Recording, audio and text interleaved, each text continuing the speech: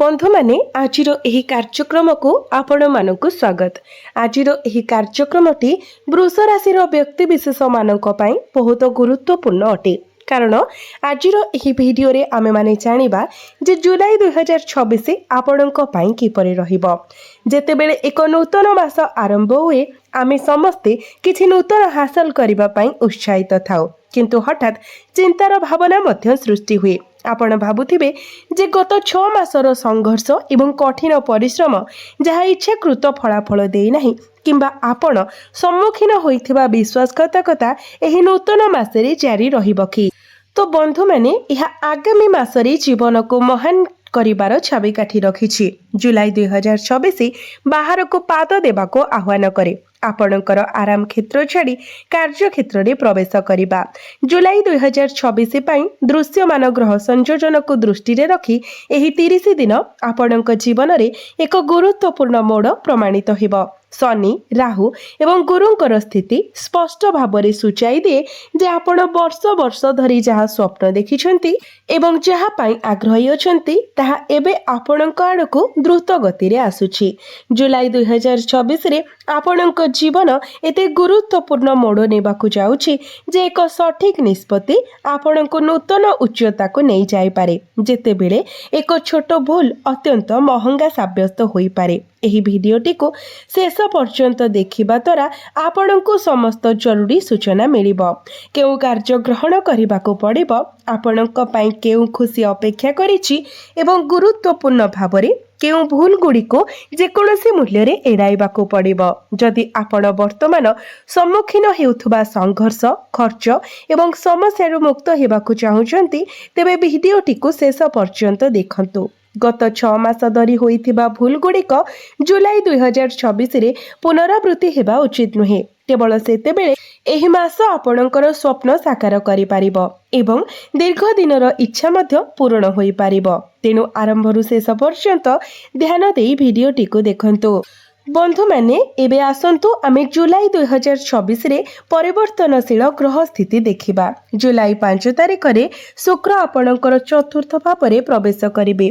पूर्वरु शुक्र तृतीय भावरे गोचर करुथिले एवं चतुर्थ भाव को प्रवेश करिबे, जोठारे कि पूर्वरु केतु गोचर करुछंती। जेहेतु केतुंक प्रकृति दूरता किंबा पृथकीकरण सृष्टि करिबा, तो एही परिवर्तनर शुभ एवं अशुभ प्रभाव विषय परे आलोचना करिबा। परवर्ती ग्रह घटना जुलाई 7 तारिख रे घटिबो, जेतेबेले बुध पछको फेरिबे अर्थात बक्री होइचिबे। यह आपणकर धन भावरे सूर्यंक आड़को स्थानांतरित हेबे। जुलाई 16 तारिख रे सूर्य तृतीय भावरे प्रवेश करिबे। वर्तमान सूर्य आपणकर द्वितीय भावरे गोचर करुछंती। शेषरे 27 जुलाई को कर्म फलदाता न्यायर देवता शनिदेव बक्री हेबे। तेणु समग्र जुलाई मास ग्रह क्रम रे परिवर्तनर एक श्रृंखला को प्रतिफलित करे। तो आसंतु देखिबा एही जुलाई 2026 रे वृष राशि लोकों जीवन रे प्रकाशित हेबाकु थिबा प्रथम शुभ खबर। 5 जुलाई रे शुक्र चतुर्थ भावरे प्रवेश करिबे, जहा खुशी, संपत्ति एवं आपणकर मांकर भाव होइथाय। तो मास आरंभ हेबा सहित आपण अत्यंत ऊर्जाळु एवं उत्साही अनुभव करिबे, कारण मंगल आपणकर लग्न रे गोचर करुछंती। लग्न रे मंगल जणे व्यक्ति मध्यरे आभ्यंतरीण उत्साह एवं शक्ति सृष्टि करे। जेहेतु मंगल एक अग्नि तत्वर ग्रह, यह आपणक भितरे तीव्रता एवं आग्रह को मध्य वृद्धि करिबे, जहा फलरे मासटी बहुत उत्साहर सहित आरंभ हेबो। प्रारंभ रे आपण एक दृढ़ मानसिकता पाइबे एवं छोट मोट समस्या द्वारा भयभीत हेबे नाही। तथापि जुलाई 5 तारिख पाखे आसुथिबा बेले एवं शुक्र जोठारे केतु पूर्वरु उपस्थित अछंती सेठारे पहुंचिबा परे एक भल खबर अछि। आपण घर मरामती करि पारंती, कारण चतुर्थ घर जनकर वासस्थान सहित जड़ित। जदि आपण किछि समय धरी नवीकरण योजना करुछंती तेबे सेही योजना गुड़िक एबे सफल होई पारे ଏହା ସହିତ ଆପଣଙ୍କ ଜୀବନଶୈଳୀ, ପୋଷାକ, କଥାବାର୍ତ୍ତା, ଚାଲିଚଳନ, ମୂଳତଃ ଆପଣଙ୍କ ସାମଗ୍ରିକ ବ୍ୟକ୍ତିତ୍ୱରେ ସକାରାତ୍ମକ ପରିବର୍ତ୍ତନ ହେବାର ସମ୍ଭାବନା ଅଛି। ଯେହେତୁ ଶୁକ୍ର ପ୍ରେମ ଏବଂ ଆକର୍ଷଣର ପ୍ରତୀକ ଏଠାରେ ପହଞ୍ଚିବେ, ତେଣୁ ଜୁଲାଇ 5 ତାରିଖ ପରେ ଏହାର ପ୍ରଭାବ ସ୍ପଷ୍ଟ ଭାବରେ ଦୃଶ୍ୟମାନ ହେବ। ତଥାପି ପୂର୍ବରୁ ଉଲ୍ଲେଖ କରାଯାଇଥିବା ପରି କେତୁ ମଧ୍ୟ ଏଠାରେ ଉପସ୍ଥିତ ଅଛନ୍ତି ଏବଂ କେତୁ ଜଣଙ୍କ ଜୀବନରେ ଦୂରତା କିମ୍ବା ପୃଥକୀକରଣ ସୃଷ୍ଟି କରନ୍ତି। କେତୁ 5 ତାରିଖ ପର୍ଯ୍ୟନ୍ତ ଏଠାରେ ଏକା ରହିବେ, ଯାହାପରେ ଶୁକ୍ର ପାଦ ଦେବେ ଏବଂ ଦାୟିତ୍ୱ ଗ୍ରହଣ କରିବେ। ତେଣୁ ଜୁଲାଇ ମାସର ପ୍ରଥମ 4 ଦିନ ମଧ୍ୟରେ ଦୟାକରି ବୁଝନ୍ତୁ ଯେ ଆପଣଙ୍କୁ ଆପଣଙ୍କ ମାଙ୍କ ସ୍ୱାସ୍ଥ୍ୟ ପ୍ରତି ବିଶେଷ ଧ୍ୟାନ ଦେବାକୁ ପଡ଼ିବ। ସେ ଆଣ୍ଠୁଗଣ୍ଠି ଯନ୍ତ୍ରଣା ଭଳି ସମସ୍ୟାର ସମ୍ମୁଖୀନ ହୋଇପାରନ୍ତି, ତେଣୁ ତାଙ୍କର ଭଲ ଭାବରେ ଯତ୍ନ ନିଅନ୍ତୁ। ଏହା ସହିତ ମାସର ଆରମ୍ଭରେ ସତର୍କତାର ସହ ବିଚାର ନ କରି କୌଣସି କାଗଜପତ୍ର କିମ୍ବା ଡକୁମେଣ୍ଟେସନ କରିବାରେ ଶୀଘ୍ର ନ ହୁଅନ୍ତୁ। ଏବେ ଦ୍ୱିତୀୟ ଶୁଭ ଖବର ଆପଣମାନେ ଦୟାକରି ଧ୍ୟାନ ଦିଅନ୍ତୁ। ଯେତେବେଳେ ଜୁଲାଇ 16 ତାରିଖକୁ ସୂର୍ଯ୍ୟ ତୃତୀୟ ଭାବକୁ ଗୋଚର କରିବେ ଏବଂ ବୁଧ ବକ୍ରି ହୋଇସାରିଥିବେ, ତ ସୂର୍ଯ୍ୟ ଏବଂ ଗୁରୁଙ୍କ ସହିତ ଏକତ୍ର ହେବେ। ଆପଣ ଦେଖିବେ ଯେ ଯଦି ଆପଣ ସରକାରୀ କାର୍ଯ୍ୟରେ ଜଡ଼ିତ ଅଛନ୍ତି, ଚୁକ୍ତିନାମା କିମ୍ବା ଟେଣ୍ଡର ସୁରକ୍ଷିତ ହୋଇପାରେ। ଯଦି ଆପଣଙ୍କର କୌଣସି ସରକାରୀ ସମ୍ପର୍କିତ କାର୍ଯ୍ୟ ଦୀର୍ଘ ସମୟ ଧରି ଅଟକି ରହିଥିଲା, ତେବେ ତାହା ଏବେ ସଫଳତାର ସହ ସମାପ୍ତ ହୋଇପାରିବ। ଏହା ବ୍ୟତୀତ ସୂର୍ଯ୍ୟ ଆପଣଙ୍କ ମଧ୍ୟରେ ବିପଦ ନେବାର କ୍ଷମତା ସୃଷ୍ଟି କରିବେ, କାରଣ ତୃତୀୟ ଭାବ ବୀରତ୍ୱ ଏବଂ ସାହସର ଭାବ। ଏଠାରେ ଆପଣଙ୍କର ମନୋବଳ ବୃଦ୍ଧି ହେବ। ଜୁଲାଇ 2024ରେ ସୂର୍ଯ୍ୟ ଆପଣଙ୍କର ଆତ୍ମବିଶ୍ୱାସକୁ ଯଥେଷ୍ଟ ବୃଦ୍ଧି କରିବେ। ଯେହେତୁ ସୂର୍ଯ୍ୟଙ୍କର ଭୂମିକା ଶକ୍ତି ପ୍ରଦାନ କରିବା ଏବଂ ମଙ୍ଗଳ ମଧ୍ୟ ଆପଣଙ୍କୁ ଉତ୍ସାହିତ କରୁଛି, ତେଣୁ ଆପଣ ଜୁଲାଇ ମାସରେ କୌଣସି କାର୍ଯ୍ୟ କରିବାକୁ ସଂକୋଚ କରିବେ ନାହିଁ। ବର୍ତ୍ତମାନ ମାସଗୁଡ଼ିକରେ ଆପଣ ଭୟଭୀତ ହୋଇଥିବେ, ଚିନ୍ତା କରିଥିବେ ଯେ ଜିନିଷଗୁଡ଼ିକ ସଫଳ ହେବ କି ନାହିଁ, ଆପଣ ଏହାକୁ ସଫଳ କରିପାରିବେ କି ନାହିଁ, କିମ୍ବା ଭୁଲ ଲୋକଙ୍କ ସହିତ ସାକ୍ଷାତ କିମ୍ବା ଟଙ୍କା କ୍ଷତିର ଭୟରେ। ତଥାପି ସୂର୍ଯ୍ୟ ଏବଂ ମଙ୍ଗଳ ଉଭୟଙ୍କ ଗ୍ରହ ସଂଯୋଜନ ଏପରି ସମସ୍ତ ନକାରାତ୍ମକତାକୁ ଦୂର କରିବାକୁ ପ୍ରସ୍ତୁତ। ଆମେ ଯେଉଁ ତୃତୀୟ ଶୁଭ ଖବର ବାଣ୍ଟିବାକୁ ଯାଉଛୁ, ତାହା ଆପଣଙ୍କୁ ଖୁସିରେ ନଚାଇଦେବ। ଆପଣମାନେ ଧ୍ୟାନ ଦେଇ ଏବଂ ଶାନ୍ତ ମନରେ ଶୁଣନ୍ତୁ। କିନ୍ତୁ ଏହା ପୂର୍ବରୁ ଯଦି ଆପଣ ଏପର୍ଯ୍ୟନ୍ତ ଭିଡ଼ିଓଟିକୁ ଲାଇକ୍ କରିନାହାନ୍ତି, ଦୟାକରି ଭିଡ଼ିଓଟିକୁ ଲାଇକ୍ କରନ୍ତୁ ଏବଂ ଚ୍ୟାନେଲଟିକୁ ସବସ୍କ୍ରାଇବ୍ କରିଦିଅନ୍ତୁ। କମେଣ୍ଟ ବକ୍ସରେ ଭକ୍ତି ଏବଂ ଶ୍ରଦ୍ଧାର ସହିତ ଜୟ ଶ୍ରୀ ଜଗନ୍ନାଥ, ଜୟ ମା ଲକ୍ଷ୍ମୀ ନିଶ୍ଚୟ ଲେଖନ୍ତୁ। ଏବେ ଆସନ୍ତୁ ଜାଣିବା ତୃତୀୟ ଶୁଭ ଖବର ବିଷୟରେ, ଯାହାକି ରାହୁ ଆପଣଙ୍କର 10ମ ଭାବରେ ଗୋଚର କରୁଛନ୍ତି, ଯେତେବେଳେ କି ଶନି ଆପଣଙ୍କର ଏକାଦଶ ଭାବରେ ଲାଭ ସ୍ଥାନରେ ଗୋଚର କରୁଛନ୍ତି। ତ ଏହାର ପ୍ରଭାବ କ'ଣ ହେବ? ସାକ୍ଷାତକାର ପାଇଁ ଆସୁଥିବା କିମ୍ବା ପ୍ରସିଦ୍ଧି ପାଇଁ ଆକାଂକ୍ଷୀ, ହୁଏତ ଥିଏଟରରେ କାମ କରୁଥିବା କିମ୍ବା ରାତାରାତି ନିଜ ଜୀବନକୁ ପରିବର୍ତ୍ତନ କରିବାକୁ ଚାହୁଁଥିବା ବ୍ୟକ୍ତିମାନଙ୍କ ପାଇଁ ରାହୁ ସମର୍ଥନ କରିବେ। ଯଦି ଆପଣ ବଲିଉଡ୍ କିମ୍ବା ଅଭିନୟ ବୃତ୍ତିରେ ପ୍ରବେଶ କରିବାକୁ ଚାହାନ୍ତି, ତେବେ ରାହୁ ଆପଣଙ୍କ କ୍ୟାରିୟରରେ ସଫଳତାର ପଥ ପ୍ରଶସ୍ତ କରୁଛନ୍ତି। ତଥାପି କିଛି ନକାରାତ୍ମକତା ମଧ୍ୟ ରହିବ।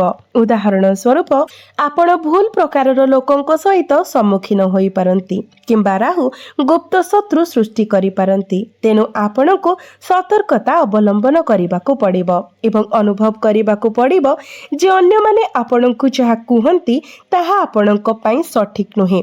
ଲୋକମାନେ ନିଜ ଲାଭ ପାଇଁ ଆପଣଙ୍କୁ ଭୁଲ କହିପାରନ୍ତି, ତେଣୁ ସମସ୍ତଙ୍କୁ ଅନ୍ଧ ଭାବରେ ବିଶ୍ୱାସ କରନ୍ତୁ ନାହିଁ। ଏହା ରାହୁଙ୍କ ଦ୍ୱାରା ସୃଷ୍ଟି ହୋଇଥିବା ଏକ ଭ୍ରମ ହୋଇପାରେ। ଜୁଲାଇ 27 ତାରିଖରେ ଶନି ବକ୍ରି ହେବେ। ଏହା ପୂର୍ବରୁ ଜୁଲାଇ 1ରୁ ଜୁଲାଇ 27 ପର୍ଯ୍ୟନ୍ତ ଶନି ଲାଭ ଭାବରେ ଗୋଚର କରୁଛନ୍ତି। ତ ଆପଣଙ୍କର ଦରମାରେ ବୃଦ୍ଧି ହୋଇପାରେ କିମ୍ବା ଅଟକି ରହିଥିବା ପାଣ୍ଠି ପୁନରୁଦ୍ଧାର ହୋଇପାରେ। ଶନି ଜୁଲାଇ ମାସରେ ଆର୍ଥିକ ଲାଭ ପାଇଁ ସମ୍ଭାବନାକୁ ସୂଚାଇ ପାରନ୍ତି। ଯଦି ଆପଣଙ୍କର ବ୍ୟବସାୟରେ ପେମେଣ୍ଟ ବାକି ଅଛି, ତେବେ ଏହାର ପୁନରୁଦ୍ଧାର ପାଇଁ ଅନୁକୂଳ ପରିସ୍ଥିତି ସୃଷ୍ଟି ହେଉଛି ଏବଂ ଆପଣ ଏକ ବଡ଼ ଅର୍ଡର ମଧ୍ୟ ପାଇପାରନ୍ତି। କିନ୍ତୁ ଆପଣଙ୍କୁ କେଉଁଠାରେ ସତର୍କ ରହିବାକୁ ପଡ଼ିବ? 3ଟି ନିର୍ଦ୍ଦିଷ୍ଟ କ୍ଷେତ୍ର ଅଛି ଯାହା ସତର୍କତା ଆବଶ୍ୟକ କରେ, ଯାହା ମୁଁ ଆପଣଙ୍କ ପାଇଁ ଉଲ୍ଲେଖ କରିବି। ଜୁଲାଇ 7ରେ ବୁଧ ବକ୍ରି ହେବା ଦ୍ୱାରା କିଛି ନକାରାତ୍ମକ ପ୍ରଭାବ ପଡ଼ିପାରେ। ଏହା ସହିତ ମଙ୍ଗଳ ମଧ୍ୟ ଲଗ୍ନରେ ଅଛନ୍ତି ଏବଂ ଏହାର ସପ୍ତମ ଦୃଷ୍ଟି ଆପଣଙ୍କର ସପ୍ତମ ଭାବ ଉପରେ ରହୁଛି, ଯାହା ଏକ ସକାରାତ୍ମକ ସଂକେତ ନୁହେଁ ଏବଂ ଏହା ପ୍ରତିକୂଳ ପରିଣାମ ଆଣିପାରେ। ଏବେ ମୁଁ ଆପଣଙ୍କୁ ଏହି ଗ୍ରହ ସ୍ଥିତିର ନକାରାତ୍ମକ ପ୍ରଭାବକୁ ବୃଦ୍ଧି କରିପାରୁଥିବା ଭୁଲ ଗୁଡ଼ିକ ବିଷୟରେ କହିବାକୁ ଯାଉଛି। ତ ଆପଣମାନେ ଦେଖନ୍ତୁ ଯେ ଲଗ୍ନରେ ମଙ୍ଗଳ ଆପଣଙ୍କୁ ନିର୍ଭୀକ, ଶକ୍ତିଶାଳୀ ଏବଂ ଉତ୍ସାହୀ କରୁଛନ୍ତି। ଆପଣ ବ୍ୟବସାୟ କିମ୍ବା ଶିକ୍ଷା କ୍ଷେତ୍ରରେ ଆପଣଙ୍କର ପ୍ରତିଦ୍ୱନ୍ଦ୍ୱୀଙ୍କୁ ପରାସ୍ତ କରିବେ। ତଥାପି ଆପଣଙ୍କର ସପ୍ତମ ଭାବରେ ମଙ୍ଗଳଙ୍କର ସପ୍ତମ ଦୃଷ୍ଟି ଅନାବଶ୍ୟକ କ୍ରୋଧ ସୃଷ୍ଟି କରିପାରେ ଏବଂ ଅର୍ଥହୀନ ଯୁକ୍ତିତର୍କ ସୃଷ୍ଟି କରିପାରେ। ଆପଣ ଜୀବନ ସାଥୀଙ୍କ ସହିତ ଅହଙ୍କାରର ସଂଘର୍ଷ, ଯେପରିକି ମୁଁ ଠିକ୍ ଜିଦ୍ ଧରିବା ସୃଷ୍ଟି ହୋଇପାରେ। ଆପଣ କ'ଣ କରିବା ଉଚିତ? ସେମାନଙ୍କୁ ଚାପଗ୍ରସ୍ତ କରିବାରୁ ବଞ୍ଚନ୍ତୁ। ସେମାନଙ୍କ ଉପରେ ପ୍ରଭାବ ପକାଇବାକୁ ଚେଷ୍ଟା କରନ୍ତୁ ନାହିଁ, ନଚେତ୍ ସମ୍ପର୍କ ବହୁତ ଖରାପ ହୋଇପାରେ। ଯଦି ଆପଣ ପାର୍ଟନରସିପ୍ ବିଜନେସ୍ କରୁଛନ୍ତି, ତେବେ ନିଶ୍ଚିତ କରନ୍ତୁ ଯେ ସନ୍ଦେହ ଏବଂ ଭୁଲ ବୁଝାମଣା ବୃଦ୍ଧି ନ ପାଏ। ବ୍ୟବସାୟିକ ସହଭାଗିତାକୁ କଳଙ୍କିତ କରିବାରୁ ରକ୍ଷା ପାଇବା ପାଇଁ ତୁରନ୍ତ ସମସ୍ୟାଗୁଡ଼ିକର ସମାଧାନ କରନ୍ତୁ। ଏହା ଆପଣଙ୍କ ପାଇଁ ଆମର ପ୍ରଥମ ପରାମର୍ଶ। ଯଦି ଆପଣ ଏହି ଜୁଲାଇ ମାସରେ ଏକ ସୁଖୀ ଏବଂ ଆନନ୍ଦମୟ ବୈବାହିକ ଜୀବନ ଚାହାନ୍ତି, ତେବେ ଅଯଥା କ୍ରୋଧ ପରିହାର କରନ୍ତୁ ଏବଂ ଜିଦଖୋର ଆଚରଣରୁ ନିବୃତ୍ତ ରୁହନ୍ତୁ।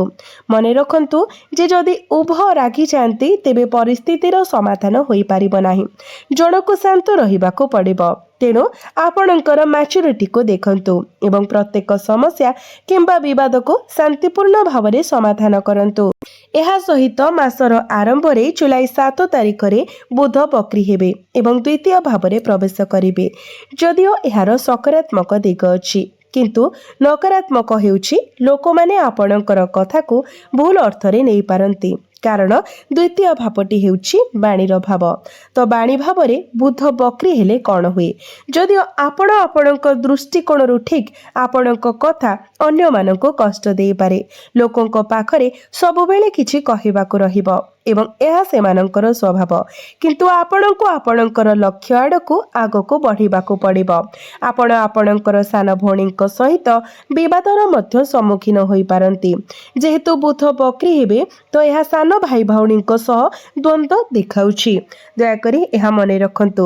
ଆପଣଙ୍କର ବରିଷ୍ଠତା ଜାହିର କରି ସେମାନଙ୍କ ଉପରେ ଚାପ ପକାନ୍ତୁ ନାହିଁ। ଆପଣଙ୍କୁ କ'ଣ କୁହାଯାଉଛି ତାହା ଆପଣ ନିଶ୍ଚୟ ଶୁଣନ୍ତୁ। ଏପରି କାର୍ଯ୍ୟକଳାପ କିମ୍ବା ଆଚରଣରେ ଲିପ୍ତ ହେବାରୁ ଦୂରେଇ ରୁହନ୍ତୁ, କାରଣ ଏହା ଭାଇ ଭଉଣୀଙ୍କ ମଧ୍ୟରେ ଦ୍ୱନ୍ଦ୍ୱ ସୃଷ୍ଟି କରିପାରେ। ଏହା ସହିତ ଯଦି ଏପରି ପରିସ୍ଥିତି ଉପୁଜେ ଯେଉଁଠାରେ ଆପଣଙ୍କୁ ଏକ ଦଲିଲରେ ଦସ୍ତଖତ କରିବାକୁ ପଡ଼ିବ, ତେବେ ନିଶ୍ଚିତ କରନ୍ତୁ ଯେ ଆପଣ ତାହା କରିବା ପୂର୍ବରୁ ସମ୍ପୂର୍ଣ୍ଣ କାଗଜକୁ ଭଲ ଭାବରେ ପଢ଼ିଛନ୍ତି। ଯେତେବେଳେ ବୁଧ ବକ୍ରି ହେବେ, ଏହା ସ୍ୱାଭାବିକ ଭାବରେ କିଛି ଦ୍ୱନ୍ଦ୍ୱ ସୃଷ୍ଟି କରେ। ଆପଣଙ୍କର ବୁଦ୍ଧି ସେତେଟା ତୀକ୍ଷ୍ଣ ନ ହୋଇପାରେ ଏବଂ ଆପଣ କିଛି ଭୁଲ ନିଷ୍ପତ୍ତି ମଧ୍ୟ ନେଇପାରନ୍ତି। ଏହା ସହିତ ପୂର୍ବରୁ ଉଲ୍ଲେଖ କରାଯାଇଥିବା ପରି ଜୁଲାଇ 27 ତାରିଖରେ ଶନି ବକ୍ରି ହୋଇଯିବେ, ଯାହାଫଳରେ ଆପଣ କାହାକୁ ଟଙ୍କା ଋଣ ଦେବାରୁ ଦୂରେଇ ରହିବା ଉଚିତ, କାରଣ ଏହା ଲାଭ ବଦଳରେ କ୍ଷତିରେ ପରିଣତ ହୋଇପାରେ। ମନେ ରଖିବାର ଆଉ ଏକ ଗୁରୁତ୍ୱପୂର୍ଣ୍ଣ କଥା ହେଉଛି, ଏପରି ବ୍ୟକ୍ତି କିମ୍ବା ଦଳକୁ ବିଶ୍ୱାସ କରିବାର ଭୁଲ କରନ୍ତୁ ନାହିଁ ଯିଏ ଅତୀତରେ ଆପଣଙ୍କୁ ପ୍ରତାରଣା କରିଛି। ଆପଣ ପୁନର୍ବାର ସେମାନଙ୍କୁ ବିଶ୍ୱାସ କରନ୍ତୁ ନାହିଁ। ଯଦି ଆପଣ ଚାକିରି କରୁଛନ୍ତି, ତେବେ ବୃତ୍ତିଗତ ଲାଭର ଦୃଢ଼ ସୂଚନା ଅଛି। ଆପଣଙ୍କର ସପ୍ତମ ଭାବରେ ଶୁକ୍ର, ଯାହା ଆପଣଙ୍କ ରାଶିର ଶାସକ ଗ୍ରହ, ସେ ଆରାମ ଏବଂ ସମୃଦ୍ଧିର ଗୃହରେ ପ୍ରବେଶ କରୁଥିବାରୁ ଆପଣଙ୍କର ଚାକିରିରେ ସକାରାତ୍ମକ ଫଳାଫଳ ଦେଖିବେ। ଆପଣଙ୍କର ଇଣ୍ଟରଭ୍ୟୁ ସମାପ୍ତ କରିବେ ଏବଂ ଲାଭ ପାଇବେ। ତଥାପି ଆପଣଙ୍କର ସ୍ୱାସ୍ଥ୍ୟ ପ୍ରତି ସତର୍କ ରୁହନ୍ତୁ ଏବଂ ଜଙ୍କ ଫୁଡ୍ ଅତ୍ୟଧିକ ସେବନ କରିବାରୁ ଦୂରେଇ ରୁହନ୍ତୁ। ଆପଣଙ୍କର ଷଷ୍ଠ ଭାବର ଅଧିପତି ଭାବରେ ଶୁକ୍ର ଆପଣଙ୍କୁ ମିଠା ଖାଦ୍ୟ ଆଡ଼କୁ ଆକର୍ଷିତ କରିବେ, ଯାହାଦ୍ୱାରା ଓଜନ ବୃଦ୍ଧି ହେବାର ସମ୍ଭାବନା ରହୁଛି। ତେଣୁ ଆପଣଙ୍କୁ ଏହି କ୍ଷେତ୍ରରେ ଆପଣଙ୍କ ସ୍ୱାସ୍ଥ୍ୟର ଯତ୍ନ ନେବାକୁ ପଡ଼ିବ। ଯେହେତୁ ଜୁଲାଇ 27କୁ ଶନି ବକ୍ରି ହୋଇଯିବେ, ତ ଆପଣ କାହାକୁ ଟଙ୍କା ଧାର ଦିଅନ୍ତୁ ନାହିଁ ଏବଂ ଭୁଲ ଲୋକଙ୍କୁ ବିଶ୍ୱାସ କରିବାରୁ ଦୂରେଇ ରୁହନ୍ତୁ। ଏବେ ମୁଁ ଆପଣଙ୍କୁ 2ଟି ପ୍ରତିକାର କରିବାକୁ ଯାଉଛି। विशेष भाव में मंगल आपणकर वैवाहिक जीवन में क्यों प्रभाव पकाइबे। केतु एठारे एवं सेठारे किछि समस्या सृष्टि करुथिले तो आमे एहार प्रतिकार प्रदान करिबो। शनि मध्य वक्री हेबाकु जाउछंती, तेनु आपणक सहित आमे 3टी विशेष प्रतिकार बांटिबाकु जाउछु। दया करी ध्यान देई सुनंतु।